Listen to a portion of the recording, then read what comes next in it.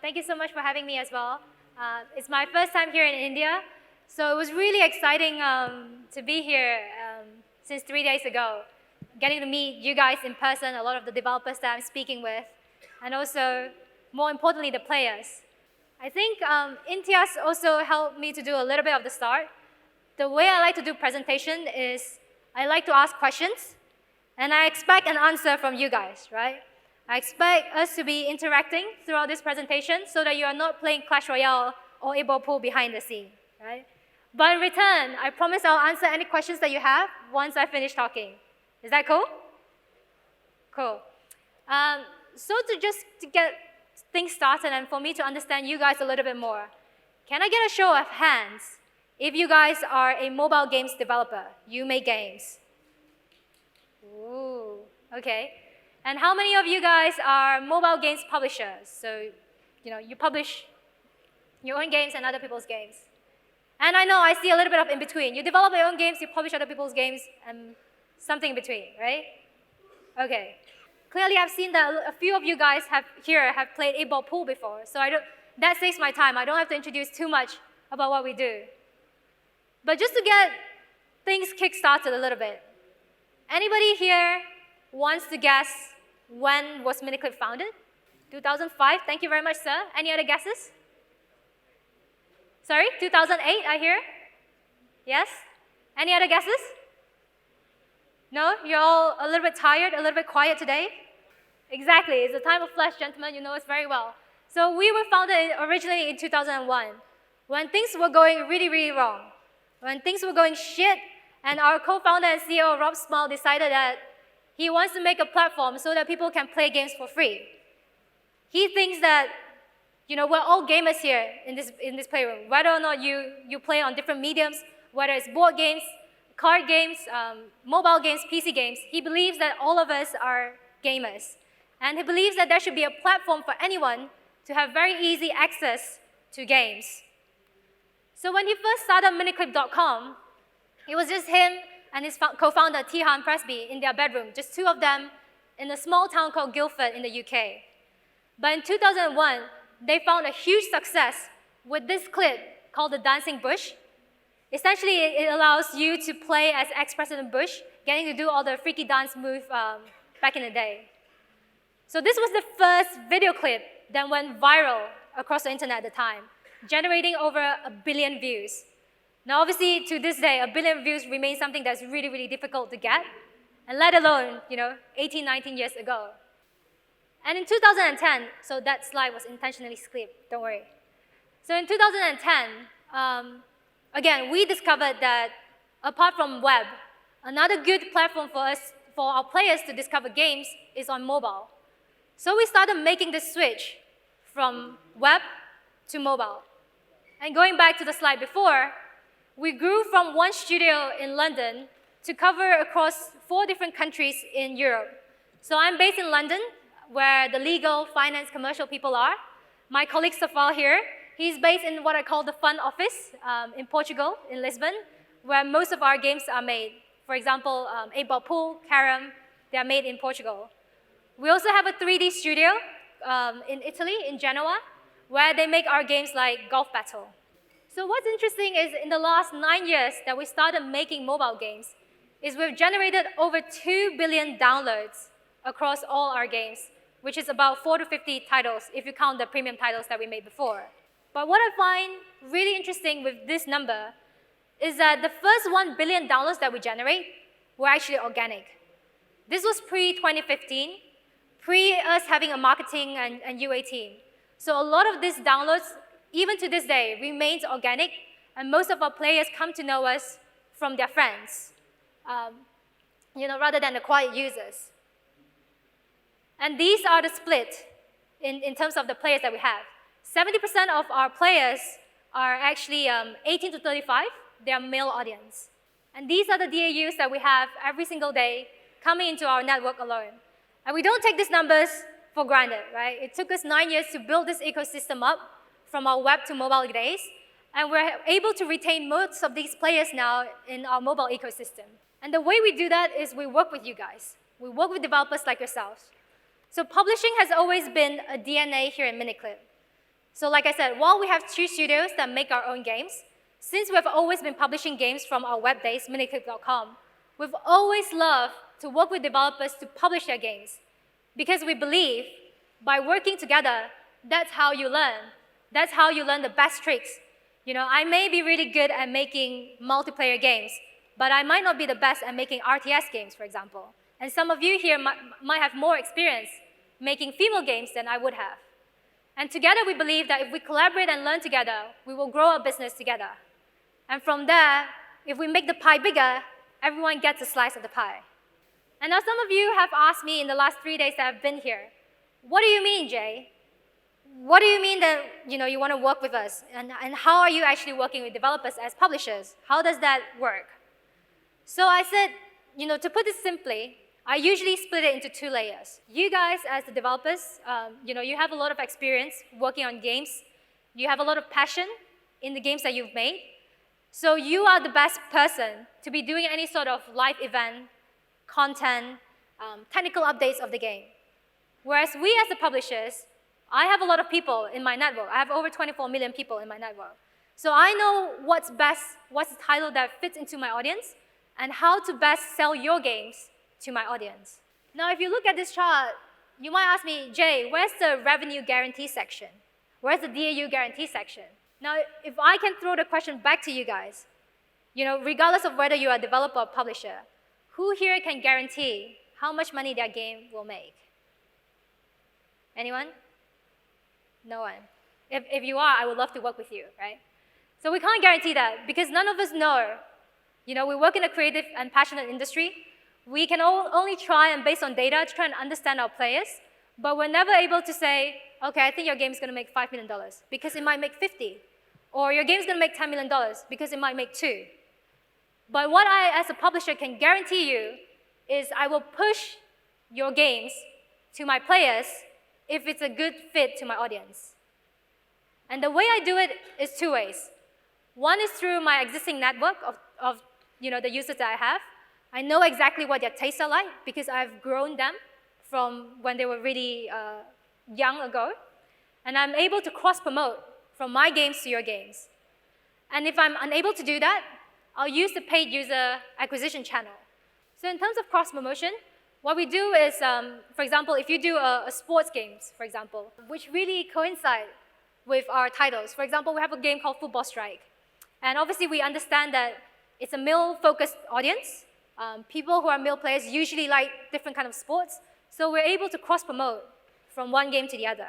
And quite interestingly, just yesterday, there was a guy who was asking me, Jay, why are you cross-promoting your game? What happens if game A, people are spending in game A? So a player is paying for game A. And then you're cross-promoting him to game B, and he's not making the money. Doesn't that mean you lose your revenue from that sense? And so the way I describe to him is something along these lines, right? I'm a huge biryani fan. I love biryani. That's probably why I'm here in Hyderabad, but I'm just joking. I love biryani, right? But that isn't because, it's only because I only eat biryani. It's because that's the only thing I know of, right? That's the first thing that I was introduced to Indian food. And then yesterday, people started introducing me to masala dosa, for example. And they started introducing me to bakawadi. And I was like, holy shit, it's not just biryani, there's so many things, right? And then suddenly my taste bud was open. So instead of just biryani, I now have other different options, masala dosa, bakawadi, appam, all these different things that I'm able to try now. But you see what the common thing is between all these type of dishes? Is that they're all Indian food, right? If the Japanese sushi restaurant next door is trying to lure me to try their sushi because protein is good for me, I'm going to look at him and say, yuck, your fish is raw. I like my spices, right? So then I'm able to keep all the people that enjoy my type of games, my type of cuisine, within the game itself. Does that make sense? Yeah? I always seem to explain things better when it comes to food. I don't know if it's because I'm hungry or we're all hungry at this room, right? So if cross-promotion doesn't really work because your game is very different from my game, we move on to the next level, which is what we call paid user acquisition. Now, there's no secret in paid user acquisition, right? The only rule I can tell you about is just be really good agents. Don't spend the money that you don't have, right? Spend the money that you have, spend the money that you're going to make. That way you're going to keep yourself afloat. And that's the way that we've been doing it. In fact, we kind of simplify what we call a user acquisition journey to these 5 steps. Now, I want to throw this back to you guys. Out of these 5 steps, which one do you think us as game developers and games publishers can impact the most? Any guesses? Purchase? Sorry? Impressions? Any other guesses? Sorry? In-game milestones? Anything else? Click. For us, the most important is impression. And I'll explain why. And this is because, in paid user acquisition, I'm the sushi restaurant. I'm trying to go to this Indian fella and say, hey, stop looking at the spices. Come and eat my raw fish, right? And I'm going to have to try and spend a lot more effort in trying to lure him over to my Indian spices. And if I only have one chance, because everyone is so busy, there are so many ads coming around that is impacting us every single day, what will I do?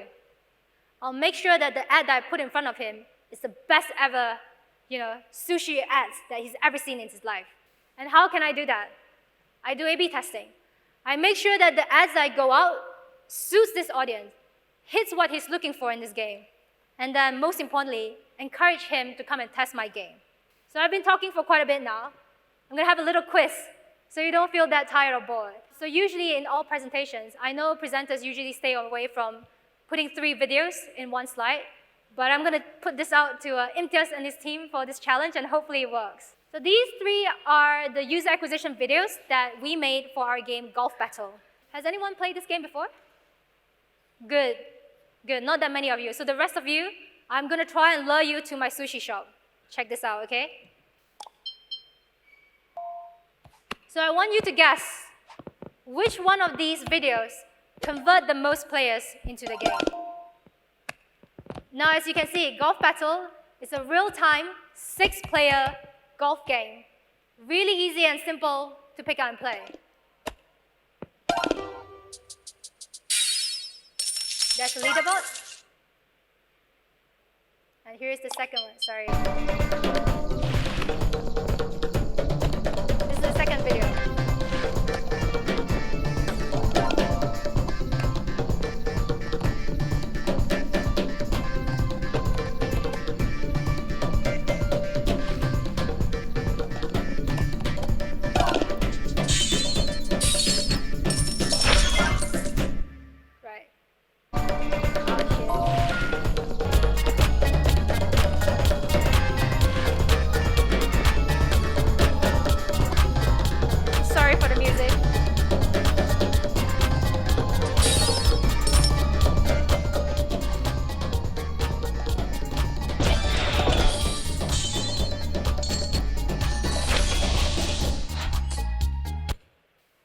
Do a test on you guys now, especially the people who have not seen Golf Battle, right? Can I get a show of hands if I manage to lure you to my sushi shop with the first video? Anyone? Okay, a few of you. And if I get you to my sushi shop with my second video? A few of you. Is anyone not going to raise their hand because they are not coming to my sushi shop? So if the third video convinced you to try and check this game out, can you raise your hand? Ah, I got my sushi crowd here. So can you make sure that you download this game? Because I'm going to make sure that I check on your phones before you leave, right? But based on our test,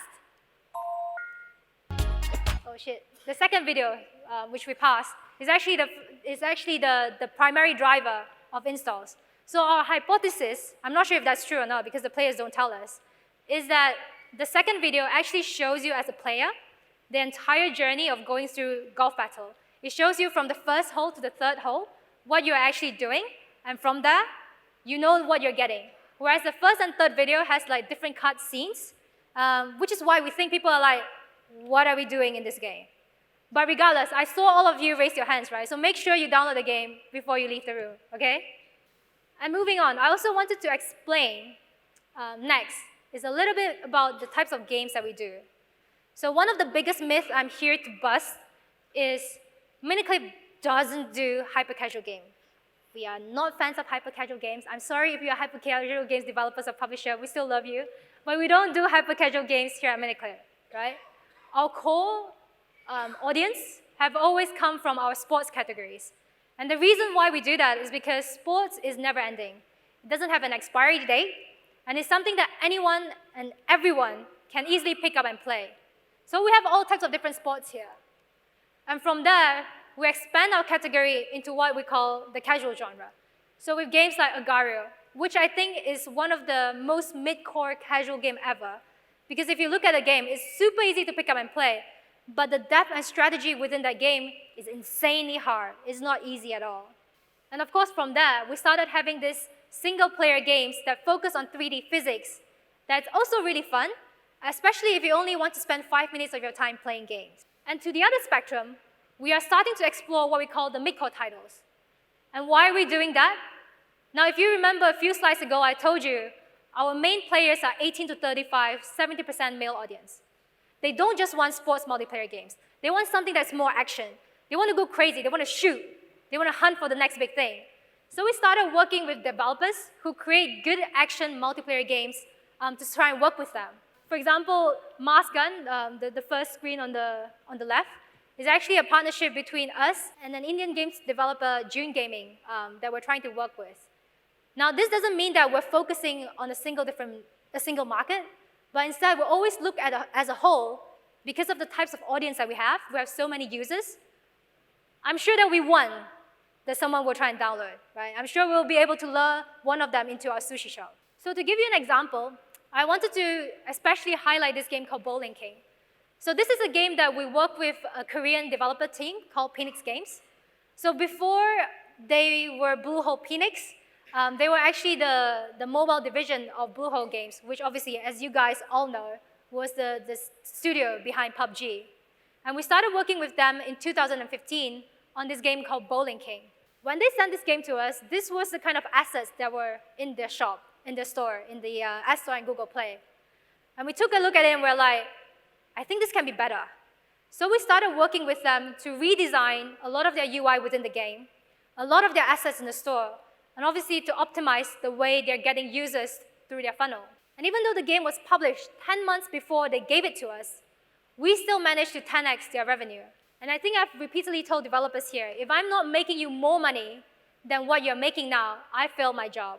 And there's no need for you to work with us. So my goal here is very simple. I'm here to help you generate more revenue than you ever would have. Otherwise, there's no reason for you to come work with me. So in the last 4 years, Bowling King has generated over 60 million downloads. Again, most of these are organic. And what's crazy is to this day, if you search for bowling in the App Store and Play Store, you will still see this 4-year-old game as the #1 game in the chart, still holding out its position. So how do we do that? Well, you're going to have to come and ask me after this to know more. And so looking at the market as a whole, we started thinking to ourselves, right, we have all these players coming into the platform. Where should we really focus our attention on if we want to go bigger? Now, obviously, everyone knows that India is a huge market in terms of downloads. Everybody wants to do something here in India. But in particular for me, I was born and raised in Malaysia. So there's a lot of affinity. I'm hugely interested in the emerging markets. It's a very personal thing to me as an individual. But if you as a business see this chart in your growth, you're going to be crazy not to want to double down your efforts in India. So that's what we did. So you see that there are a few peaks and troughs along the way. It's not been easy, to be really honest. And some of these learnings that we took in 2017 and 2018 is what built the foundation to what we call a mini success, right? Not a major yet, a mini success in India today. The strategy that we deployed was very simple. I've been working for this India market in the last 2 years, and this is the first time I'm here in India. I feel like a fraud, but hopefully this time I'm more legit when I go back. So we try and deploy strategies that we think would work from the Europe market, right? Some of the things that we tried was localized promotions, and I know Diwali's Holi date from my heart now. I know Diwali this year was 27th of October. Holi next year is the 9th of March and until the 10th of March. So this shows the level of detail that we go into when we plan these promotions for the players here. And we started working a lot with Google Play to try and distribute our games to our Indian players. Google Play has been hugely instrumental in our growth in this region. They've helped to connect us with people like Paytm, Reliance, Chroma, and just to name a few, in terms of getting our games out to the mass market. And we also work with Sachin Tendulkar, whom I learned that is hugely popular in the cricket world. And a lot of people ask us, why Sachin Tendulkar? Why not somebody else, like a Bollywood star? Now, the reasoning behind this when we started working with Sachin was that we make sports games, right? And we think people who play our games sort of, if not inherently, love sports. So rather than connecting them with a Bollywood star, which obviously tangent to this, we want to try and keep them in the sports ecosystem, just like how I am trying to sell you all the Indian food, right? And last but not least, we started to work on a lot of product features. Now this includes not just localizing the game into the local language, but we also started to look at localized pricing, because that seems to be a huge question that people always ask us. How much are you charging the players? Is that too expensive? Why are you charging this much money to players? But over the years, what we learned is that instead of asking how much are you charging the players, is why are your players willing to pay this much to spend in your game? I could do a $5 bundle in a ball pool, and if I can justify to the players why they should be spending this money to get this exclusive item, they will pay. But if I sell them this 20-cent thing, which is just another spin and win thing that they can just get for free the next day, nobody's going to spend. So rather than saying, I'm going to sell this thing to you for this much, I now ask, why am I selling this to you? Why are you willing to spend $5 in my game? Why are you only willing to spend $1? What can I do to make you spend from 1 to 3 to 5? Is it because you enjoy the game? Is it because you're getting more value? Now, the bigger reason why is directing a lot of our directions when we make a lot of these decisions. And obviously, combining all of these learnings, we came up with this game called Carom, which I'm quite happy that you guys didn't raise your hand when Imtiaz asked, have you tried the game? Because that means I'm going to try and get you guys to my sushi shop. Check out this Carom game. Another video. Okay, let's hope it works.